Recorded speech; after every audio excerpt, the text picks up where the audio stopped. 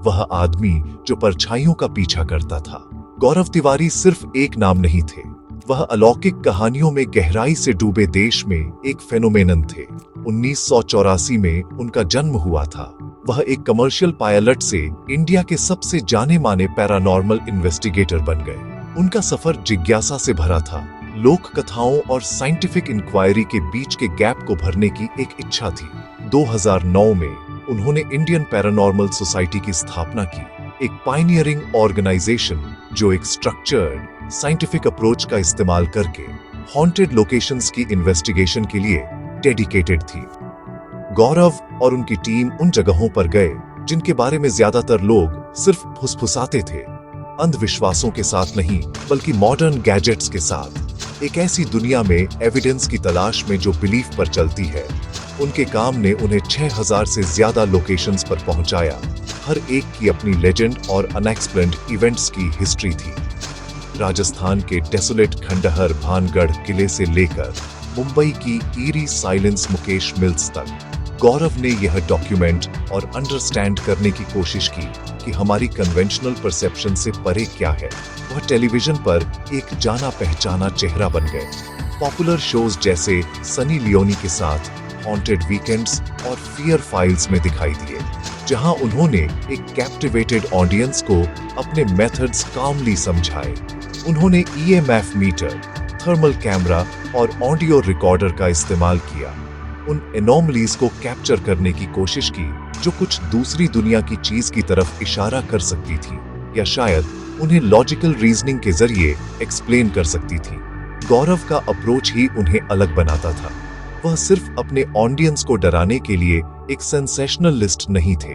इसके बजाय उन्होंने खुद को अननोन के एक रैशनल एक्सप्लोरर के रूप में पेश किया।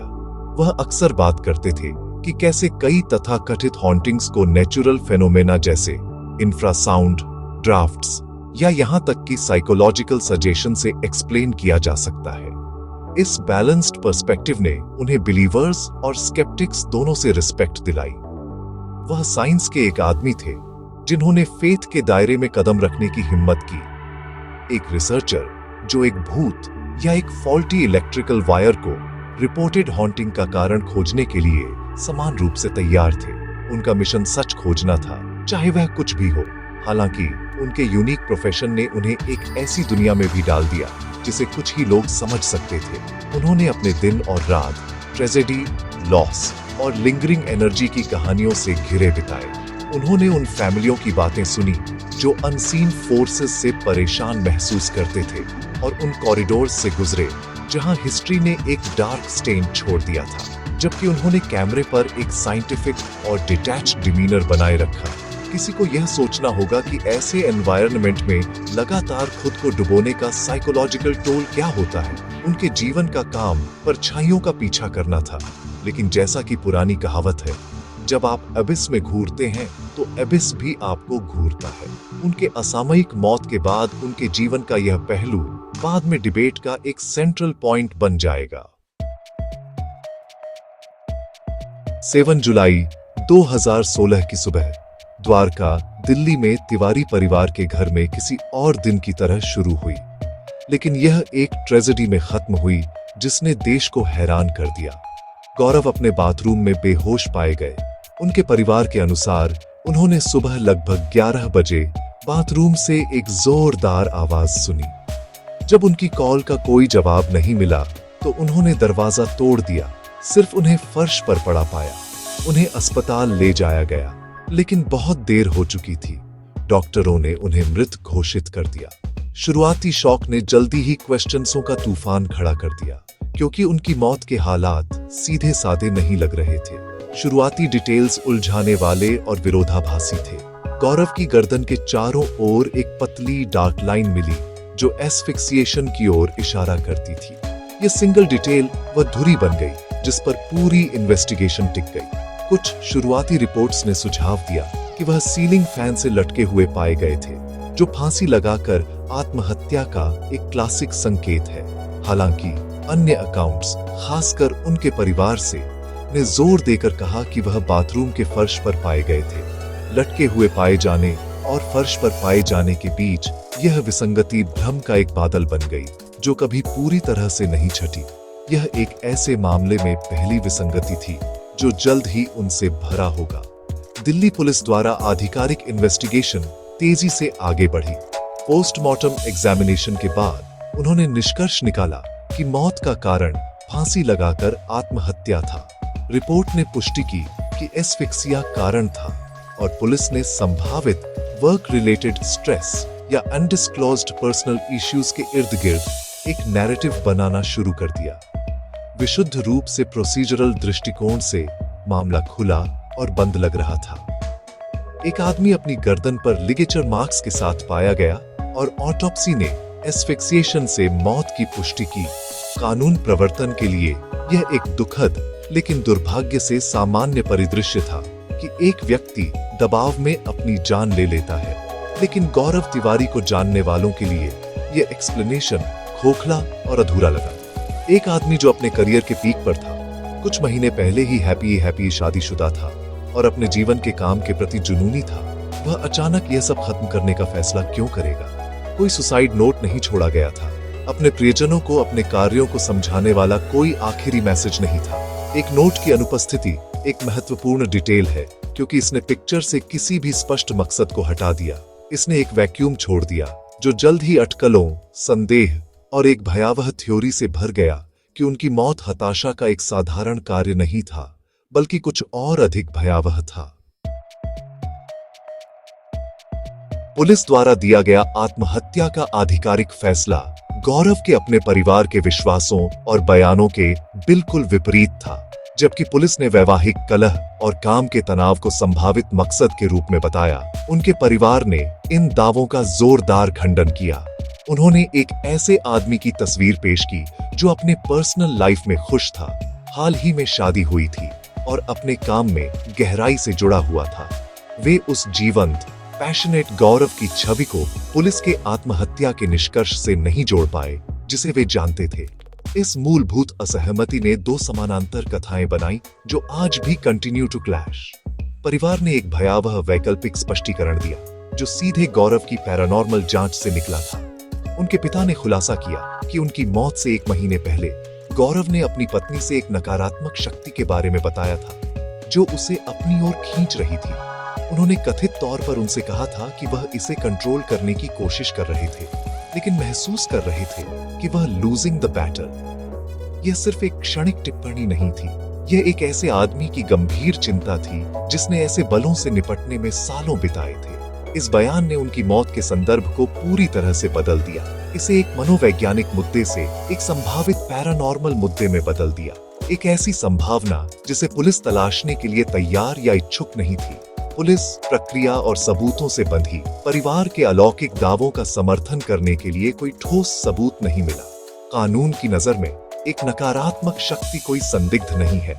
जबरन प्रवेश के कोई संकेत नहीं थे, संघर्ष का कोई सबूत नहीं था और पोस्टमार्टम ने स्पष्ट रूप से फांसी के अनुरूप एस्फिक्सिएशन की ओर इशारा किया। इसलिए जांच इस बात पर केंद्रित थी कि क्या साबित किया जा सकता है।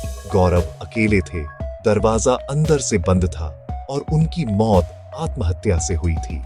पुलिस ने सुझाव दिया कि उनका काम, जिसमें भावनात्मक रूप से थका देने वाली स्थितियों से निपटना शामिल था, ने एक गंभीर मनोवैज्ञानिक टोल लिया होगा जिसे उन्होंने अपने परिवार से केप्ट हिडन। दोनों दृष्टिकोणों के बीच की यह खाई ही रहस्य का मूल है। एक तरफ आपके पास पुलिस का तार्किक सबूत आधारित निष्कर्ष है, दूसरी तरफ आपके पास परिवार की भावनात्मक और गहरी परेशान करने वाली गवाही है जो मानते हैं कि उनकी मौत उनके खतरनाक पेशे का सीधा परिणाम थी। गौरव के हजारों फॉलोअर्स और प्रशंसकों के लिए परिवार का संस्करण अधिक रेजोनेटेड स्ट्रांगली। उन्होंने तर्क दिया कि अगर कोई पुरुषवादी इकाई का शिकार होना था तो वह गौरव जैसा कोई होगा जो सक्रिय रूप से उन्हें खोजता था। सुसाइड नोट की कमी और उनकी पत्नी से की गई मिस्ट्रीमय टिप्पणियां एक पहेली के महत्वपूर्ण टुकड़े बन गए जिन्हें आधिकारिक जांच ने बस हैड सिंपली ओवरलुक्ड। गौरव तिवारी की मौत आत्महत्या नहीं थी। इस विचार ने तुरंत पब्लिक की इमेजिनेशन को कैप्चर कर लिया। यह थ्योरी कि एक सुपरनैचुरल एंटिटी जिम्मेदार थी उनके अपने आखिरी शब्दों से उनके परिवार को मिली, ने बहुत ज्यादा अट्रैक्शन हासिल किया। लोगों ने सोचा कि क्या अननोन की जांच करने की अपनी खोज में उन्होंने आखिरकार एक ऐसी शक्ति का सामना किया जिसे वे कुड नॉट ओवरकम। क्या उन्होंने अपनी जिंदगी में कुछ ऐसा इनवाइट किया था जिससे वे छुटकारा नहीं पा सके? इस नैरेटिव ने उनकी मौत को एक पर्सनल ट्रेजेडी से एक चेतावनी वाली कहानी में बदल दिया। इंडिया के सबसे फेमस घोस्ट हंटर के जीवन का एक अंतिम हॉरिफाइंग चैप्टर। रहस्य अब सिर्फ इस बारे में नहीं था कि वे कैसे मरे, बल्कि उन्हें किसने मारा। इस केस के साथ इस एंड्यूरिंग फैसिनेशन से एक वेब सीरीज बनी, भयद गौरव तिवारी मिस्ट्री, जिसे दिसंबर 2024 में अमेजन MX प्लेयर पर रिलीज किया गया था। करण टैकर और कल्कि कोचलिन जैसे टैलेंटेड एक्टर्स की विशेषता वाली इस सीरीज ने लगभग एक दशक पुराने मामले में पब्लिक की रुचि को रीइग्नाइटेड। इसने गौरव के जीवन, उनकी सबसे प्रसिद्ध इन्वेस्टिगेशनों और उनकी मौत के आसपास की विरोधाभासी घटनाओं को केयरफुली रिकंस्ट्रक्टेड, जबकि सीरीज ने रहस्य को सुलझाने के लिए कोई नया निर्णायक सबूत पेश नहीं किया। इसने एक महत्वपूर्ण काम किया। इसने परिवार के दृष्टिकोण और पैरानॉर्मल एंगल को एक मेनस्ट्रीम ऑडियंस तक पहुंचाया। इसे पुलिस के आधिकारिक कंक्लूजनों के इक्वल इंपॉर्टेंस के साथ प्रस्तुत किया। सीरीज ने उस मामले की जांच की जिसकी वे अपनी मौत से ठीक पहले जनकपुरी, वेस्ट दिल्ली में कर रहे थे, जिसे उनके परिवार का मानना था कि वह नकारात्मक ऊर्जा का स्रोत था, जिसका उन्होंने मेंशन। उनके अंतिम दिनों और बातचीत को नाटकीय रूप से प्रस्तुत करके शो ने दर्शकों को उनकी दुनिया में कदम रखने और उनके कथित संघर्ष के भार को महसूस करने की अनुमति दी। इसने उन क्वेश्चंसों को आवाज दी जो सालों से अटके हुए थे। क्या नकारात्मक शक्ति डिप्रेशन के लिए एक मेटाफर थी, या यह कुछ शाब्दिक था? क्या पैरानॉर्मल में उनके गहरे डूबने से रियलिटी और डेल्यूजन के बीच की रेखाएं धुंधली हो गई थीं, जिससे उनकी मृत्यु हुई? शो ने जवाब पेश नहीं किए, लेकिन इसने क्वेश्चंसों को स्किलफुली एम्पलीफाइड। आखिरकार आज जनवरी 2026 में भी गौरव तिवारी की मौत एक अनसुलझी पहेली बनी हुई है। आधिकारिक तौर पर मामला बंद हो गया है, रिकॉर्डेड एज सुसाइड, लेकिन पब्लिक ओपिनियन की अदालत में फैसला is still pending. Suicide note की कमी, उनके परिवार की अटूट गवाही और उनके जीवन के काम की प्रकृति एक मजबूर करने वाला और लगातार संदेह पैदा करती है। क्या वे अपने ही दिमाग के शिकार थे, एक छिपे हुए डिप्रेशन के आगे झुक गए थे, या वे उस पैरानॉर्मल दुनिया के अंतिम शिकार थे जिसे वे समझना चाहते थे? क्योंकि इन क्वेश्चंसों के कोई निश्चित जवाब नहीं है, गौरव तिवारी की कहानी एक भयावह रहस्य बनी हुई है, उस रेखा का एक वसीयतनामा जहां विज्ञान समाप्त होता है और अननोन शुरू होता है।